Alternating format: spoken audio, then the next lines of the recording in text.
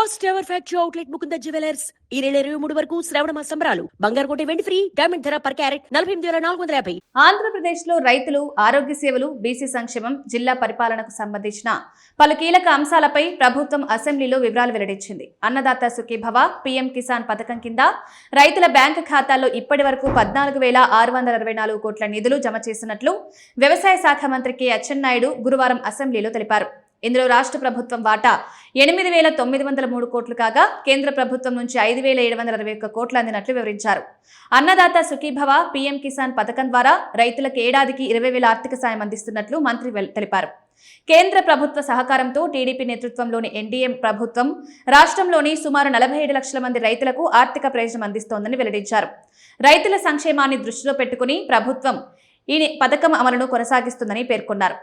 రాష్ట్రంలో మొత్తం 1,231 పీహెచ్సీలుండగా వాటిలో 1,143 పీహెచ్సీలు సొంత భవనాల్లోనే పనిచేస్తున్నాయన్నారు.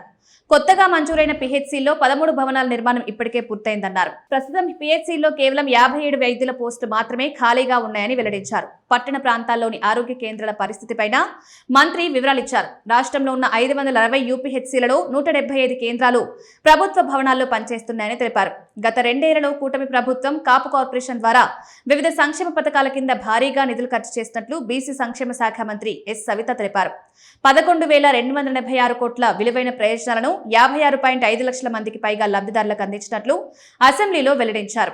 రోడ్లు, భవనాల శాఖ మంత్రి బీసీ జనార్దన్ ఇటీవల జారీ చేసిన పీపీపీ మార్గదర్శకాలను ప్రకారం ప్రతిపాదనలు పరిశీలిస్తున్నామన్నారు. డిజైన్ల పరిశీలన పూర్తయిన తర్వాత కొత్త కలెక్టరేట్ భవనాల నిర్మాణంపై తుది నిర్ణయం తీసుకుంటామని మంత్రి స్పష్టం చేశారు. పశ్చిమ గోదావరి జిల్లా భీమవరం కలెక్టరేట్ కు సంబంధించిన నిర్మాణ ప్రణాళిక సిద్ధంగా ఉందన్నారు. అసెంబ్లీ సమావేశాల ముగింపులో స్పీకర్ సి అయ్యన్న పాత్రుడు సభకు కీలక వివరాలు వెల్లడించారు. 4 రోజుల పాటు జరిగిన అసెంబ్లీ సమావేశాల్లో మొత్తం 12 బిల్లులు ప్రవేశపెట్టగా అవన్నీ ఏకగ్రీవంగా ఆమోదం పొందాయన్నారు. ఈ సమావేశాల్లో రైతు సంక్షేమం, వైద్య మౌలిక సదుపాయాలు, బీసీ సంక్షేమం, జిల్లా పరిపాలనకు సంబంధించిన పలు అంశాలపై ప్రభుత్వం తన ప్రణాళికలు, అమలు వివరాలను సభ ముందుంచింది.